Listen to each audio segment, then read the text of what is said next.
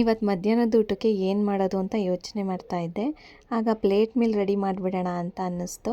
ಅದಕ್ಕೆ ರೆಡಿ ಮಾಡ್ತಾಯಿದ್ದೀನಿ. ಹಾಯ್ ಎಲ್ರಿಗೂ ನಮಸ್ಕಾರ, welcome to my mini recipe vlog. ಬೆಳಗ್ಗೆನೇ ಹೆಸರುಬೇಳೆ ಕೋಸಂಬರಿ ಮಾಡೋಣ ಅಂತ ಹೆಸರುಬೇಳೆನ ನೆನೆಸಿಟ್ಟಿದ್ದೆ.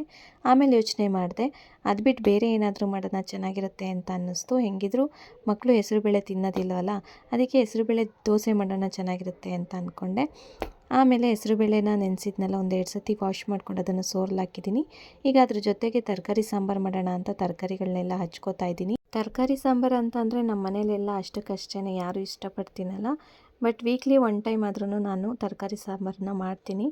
ಈಗ ಕುಕ್ಕರ್ಗೆ ಸ್ವಲ್ಪ ತೊಗರಿಬೇಳೆನ ಹಾಕ್ಕೊತಾ ಇದ್ದೀನಿ. ತೊಗರಿಬೇಳೆ ಸ್ವಲ್ಪ ಹಾಕ್ಕೊತಾ ಇದ್ದೀನಿ. ಜಾಸ್ತಿ ಹಾಕ್ಕೊಂಬಿಟ್ರೆ ಸಾಂಬಾರು ಗಟ್ಟಿಗಾಗ್ಬಿಡುತ್ತೆ, ಅದರಿಂದ ಸ್ವಲ್ಪ ಹಾಕ್ಕೊಂಡೆ.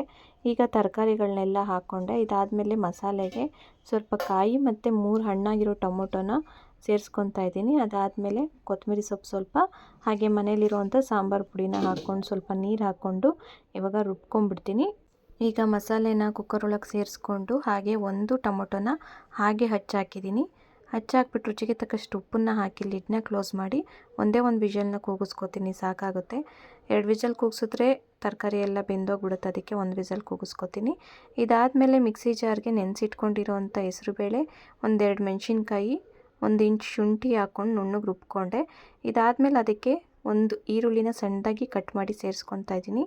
ಅದಾದಮೇಲೆ ಕೊತ್ತಂಬರಿ ಸ್ವಲ್ಪ, 1 ಸ್ಪೂನಷ್ಟು ಜೀರಿಗೆ, ಹಾಗೆ ರುಚಿಗೆ ತಕ್ಕಷ್ಟು ಉಪ್ಪನ್ನು ಹಾಕಿ ಮಿಕ್ಸ್ ಮಾಡಿಬಿಟ್ಟು ದೋಸೆ ಹಿಟ್ಟಿನ ಅದಕ್ಕೆ ಕಲಸಿಟ್ಬಿಟ್ರೆ ಆಯಿತು.